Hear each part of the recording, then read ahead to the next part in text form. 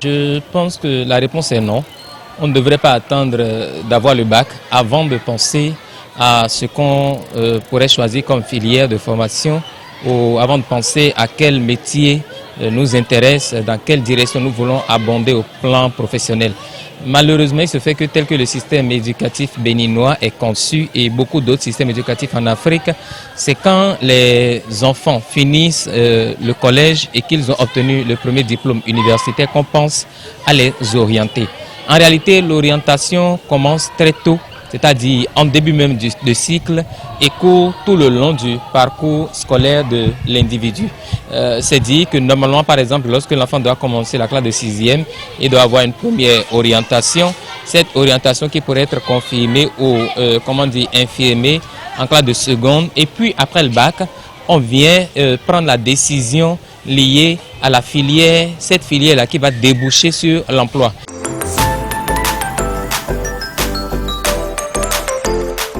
Choisir sa filière, c'est d'abord tenir compte de sa vocation. Tenir compte de sa vocation, tenir compte de ses passions, tenir compte de ce que nous aimons faire le plus, tenir compte de ce qui nous passionne. Et Confucius dira, choisis un métier que tu aimes et tu n'auras pas à travailler un seul jour de ta vie. Ça suppose que le nouveau bachelier, avant de choisir la filière, doit tenir compte de ce qu'il aime faire le plus, doit tenir compte de sa vocation, tenir compte aussi de sa personnalité intrinsèque. Quelles sont les prédispositions intérieures que nous avons depuis la naissance, quels sont les talents que nous possédons. Ensuite, le deuxième aspect à considérer, il s'agit des compétences. Et puis, il y a un autre aspect à prendre en considération, il s'agit des offres, c'est-à-dire des besoins du marché de l'emploi.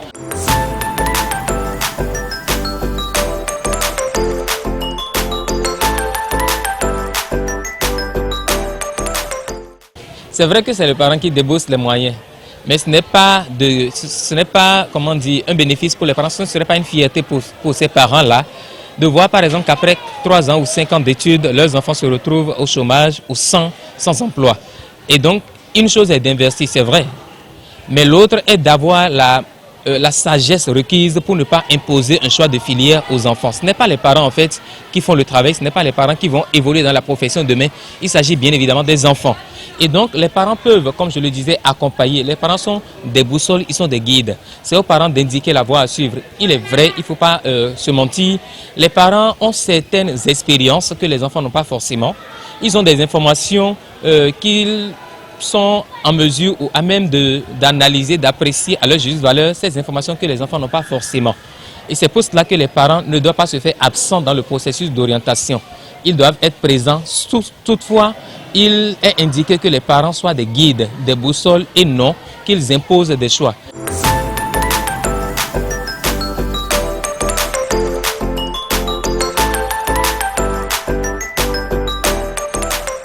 Je ne dirais pas que ces séances sont inutiles.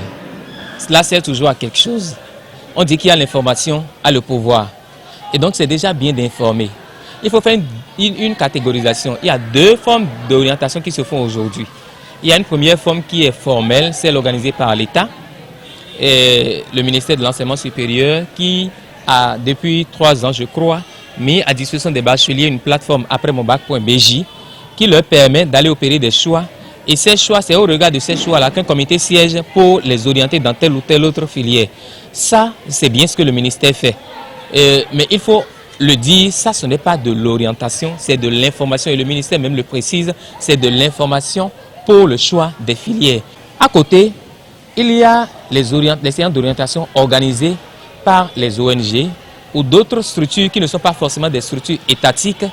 Ces séances que nous prenons avec pincette, simplement parce que ce n'est pas forcément les spécialistes qui en parlent. Et quand l'information tourne vers la désinformation, cela pose déjà un problème par rapport à l'avenir même des étudiants qu'on est en train d'orienter. Et là, je m'en vais sur l'autre terrain.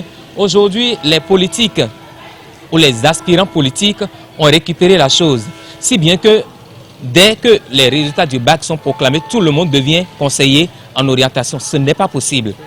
Ce n'est pas possible parce que les gens font de la récupération en fait politique et ça n'avantage pas parce qu'à ces séances, on n'invite pas forcément les spécialistes, on n'invite pas forcément les personnes averties pour orienter. Et je pense que les autorités doivent être plus regardantes. Et c'est justement pour cela, on dit que la nature a horreur du vide. C'est justement pour cela que le ministère doit penser à réorganiser la chose de façon à ce que ce soit véritablement les professionnels qui s'en occupent.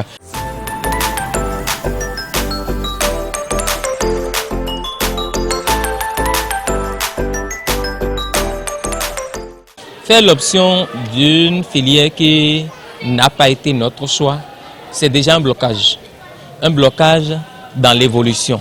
Il peut y avoir la démotivation au fil du temps parce que l'enfant se rendra compte de plus en plus qu'en réalité ce n'est pas quelque chose qu'il aimerait faire plus tard. Donc la démotivation, le découragement et une baisse de performance. Parce que celui qui n'évolue pas dans une filière, qui l'intéresse, dans une filière qui le passionne, c'est très sûr que ses performances ne seront pas à la hauteur des attentes. Et là, ça pourrait créer aussi un conflit entre les parents et l'intéressé, parce que les parents ne comprendront pas en ce moment qu'en réalité, c'est le choix imposé qui conduit leur enfant à cette baisse de performance. Et donc, cela peut conduire à l'arrêt des études, à la déscolarisation. L'enfant peut décider de ne plus continuer, par exemple. Et on en a connu des enfants qui ont arrêté les études parce que simplement, on leur avait proposé une filière qui n'était pas forcément ce qu'ils ont voulu exercer comme métier plus tard. C'est pour ça d'ailleurs que nous conseillons par exemple que pour les séances d'orientation, cela se fasse au sein des établissements. Cela devrait se faire au sein des établissements. De plus en plus, ce qui se fait, ou depuis plusieurs années, ce qui se fait, c'est que après l'obtention du BPC, on apprécie les performances de l'apprenant dans les matières scientifiques, puis on l'oriente en C1D, ou dans les matières littéraires, et là, on l'oriente vers les séries A et B. C'est ce qui a toujours été fait. Or, ça, ce n'est pas de l'orientation.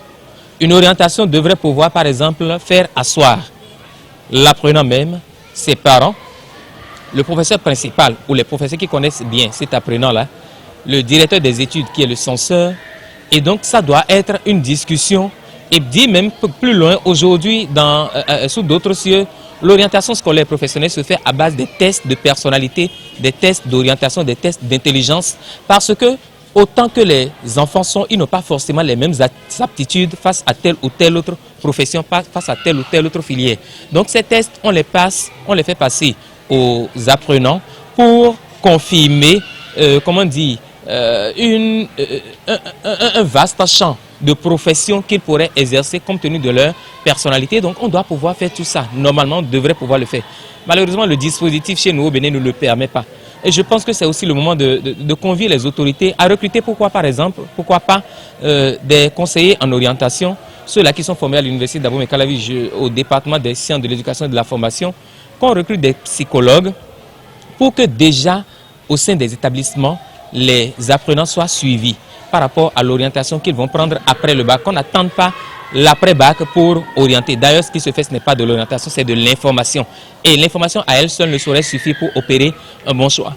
Et plus loin, on pourrait par exemple recruter ces personnes si c'est que l'État suppose n'avoir pas beaucoup de moyens ou de ressources, qu'on recrute alors les conseillers en orientation, les psychopédagogues ou les psychologues, les sociologues, pourquoi pas aussi, et qu'on les classe par zone, un peu comme on le fait pour les conseillers pédagogiques qui ont à gérer par exemple 4 ou 5 établissements ensemble, qu'on commence d'abord comme ça petitement, pourquoi pas, et après on verra quelles dispositions prendre pour que cela soit effectif dans toutes les écoles. Ce serait un avantage aussi bien pour les apprenants, pour l'administration scolaire, pour les parents et pour tout le système, pourquoi pas pour tout le pays.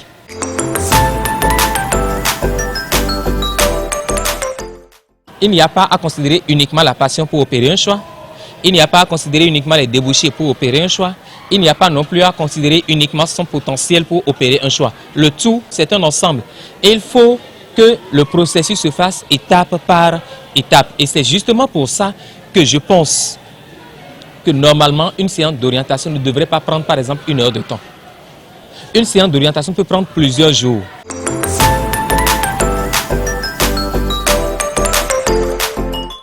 J'ai la faiblesse de croire qu'il y a des filières aujourd'hui vers lesquelles il ne faut plus massivement orienter les candidats ou les bacheliers. Déjà avant cela, je voudrais dire, tout le monde n'est pas obligé d'aller à l'université pour construire sa carrière. On n'est pas tous tenus d'aller à l'université pour construire notre carrière. Ça peut choquer, mais c'est la vérité. Il y a tellement de choses aujourd'hui qu'on pourrait faire sans mettre pied à l'université et réussir sa vie. Il est vrai aussi que l'université, c'est un niveau d'études où c'est un parcours qui, c'est vrai que quand nous finissons les études, nous avons terminé les études et que nous commençons par travailler, l'objectif c'est de pouvoir gagner notre vie, c'est avoir une rémunération pour se prendre en charge, assurer ses besoins les plus vitaux. Mais au-delà, je pense que nous ne pouvons pas vouloir choisir une profession en visant uniquement le gain financier. Quel genre de formation professionnelle faire?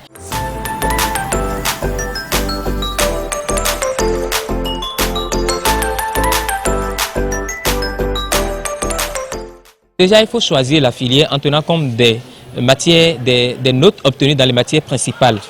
Parce que le calcul se fait à base des matières principales. Pour quelqu'un, par exemple, qui a fait, un bac série D, on prend les matières principales qui sont SVT, PCT et mathématiques. Les coefficients, le total des coefficients, je pense bien que ça fait 13. Et donc, on fait la somme des notes, des moyennes obtenues dans ces 3 matières divisées par 13. Et c'est la moyenne, pondérée là, qui est considérée pour orienter. Toutefois, il faut dire que des gens peuvent avoir, par exemple, une mention bien et ne pas forcément être choisi pour la filière prioritaire. Parce que quelqu'un qui a eu une mention assez bien a eu de fortes notes par rapport aux matières principales de cette filière-là. Et donc, il faut faire attention à ne pas choisir pour choisir.